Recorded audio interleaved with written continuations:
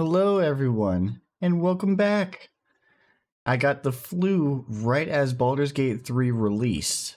I know, but luckily, I had taken some vacation for the release of Baldur's Gate 3, so I was able to be sick, but I was at least home, I guess, and was able to play a little while in between dosages of Dayquil and such.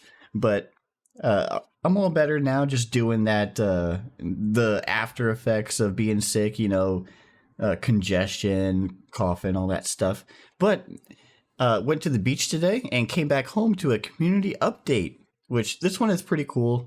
This just goes over a lot of the statistics that uh, they've collected over the course of the opening weekend and what people have done, like racial choices, class choices, how people have died, etc. So let's just go ahead and dive right into it. Now, this one really surprised me, the race choice. There was a recent poll on the subreddit, on the Baldur's Gate 3 subreddit, and it had Drow as the leading race that people were going to play. And I guess it just goes to show that Reddit really is the vocal minority. So they're right here in the middle of the pack, and I did kind of expect Half Elf to be all the way up at the top. They're an extremely popular 5th edition race, probably by far the most favored, the most popular.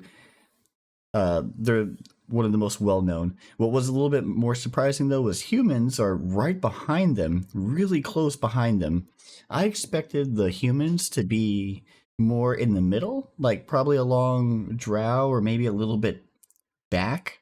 Um, I expected elves, dragonborns, tieflings, drows, and even half orcs to be above humans, but I guess people really wanted to try out the new feats or whatever that Larian gave them, the little extra flavor that Larian threw their way. So anyway, like this was really interesting to see. So now coming down to class choices, the paladin class was by far the most popular, which is kind of to be expected because once again in regular D&D, they are one of the most popular classes, if not the most. They're extremely powerful, versatile. They're really, really strong with their burst damage. So, and also kind of expected sorcerer to be second place as well.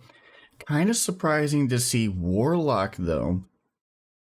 Warlocks, I didn't think were that popular, but I guess from the recent panel from Hell that showed that you get some interactions with your patron, uh, really put them up there, I guess. And I'm currently doing a warlock playthrough, and you sure do get a lot of interaction being a warlock. A whole lot of unique dialogue choices with them, which is cool to see.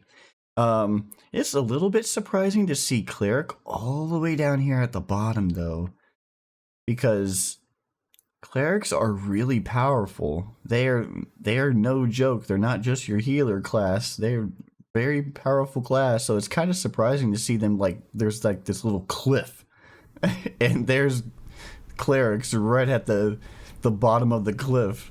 So, and then also it's a little bit surprising to see wizards so far down. Wizards are really, really like popular in D&D, but I guess most of those people who wanted to play a spellcaster went all the way up here to sorcerer. So it's kind of cool. And they have this nice statistic here. I cannot say that word. It is the hardest thing for me to say. Anyway, 93% of people rolled a custom character, which is awesome because that's what Larian wanted people to do first to experience the storylines of all the characters and everything. So, which is awesome. So, and they said 7% who decided to embark on one of the origin stories, the majority chose Gale. And then followed by Karlach and Astarion. And then it drops off this little cliff here again to Shadowheart, but I guess like Karlach and Astarion are really unique. Although I think that all the origin characters, that's what I love about this game. Well, one of many things is that the origin characters are so cool. Really, all of them. I want to take every single one of them to my party and go through their storylines.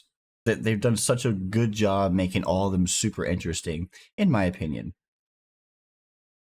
So, and then we have here's the opening weekend in numbers.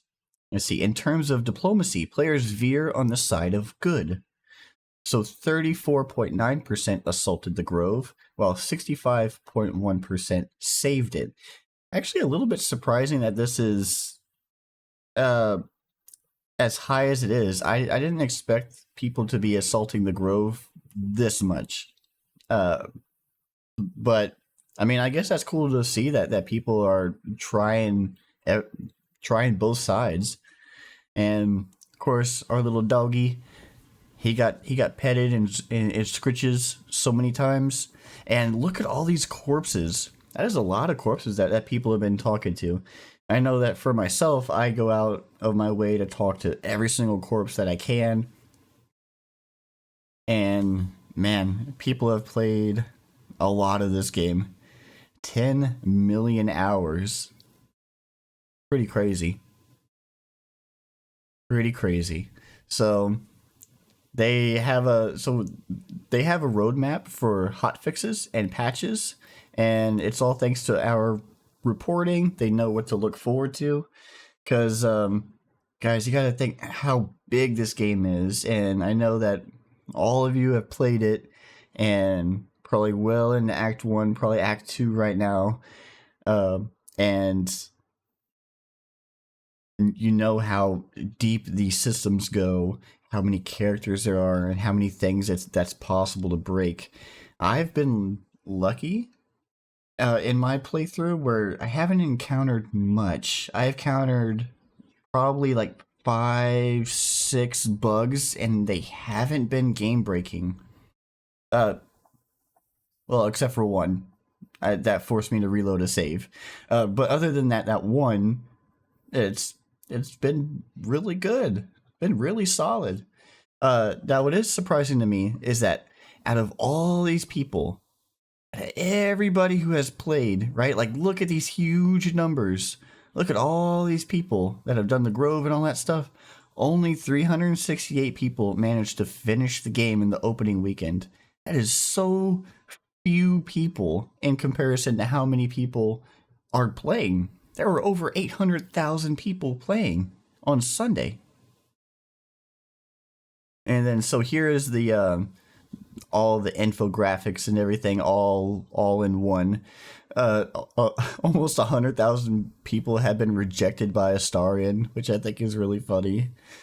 And I do like this. One NPC was shoved into a chasm for every concurrent player we had during our peak on Sunday, which was 815,000. And then, of all player deaths, 12% were caused by friendly fire. Hold on. There was a... Oh, yeah, here we go. So Gale was the most popular origin character, right? But he was also the 7th most popular reason of player deaths, which I think is kind of funny. I have him as an evocation wizard, so he deals no damage to the party, so I guess everybody else is making him a necromancer, an abjurer, or something else, I guess.